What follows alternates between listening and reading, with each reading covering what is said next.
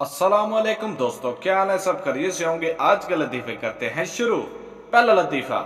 एक शेख साहब 2 घंटे फ़ोन पर बात करने के बाद फौत हो गए क्योंकि वो पैकेज लगाना भूल गए थे।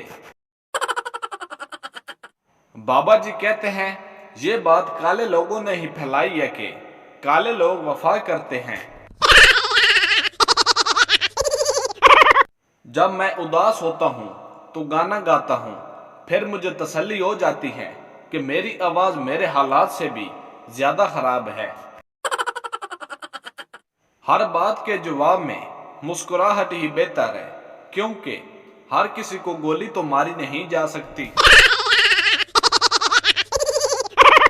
सुबह उठकर अल्लाह का शुक्र अदा करो कि तुम जिंदा हो, फिर उसके बाद बुरश करो ताकि दूसरे भी जिंदा रहें।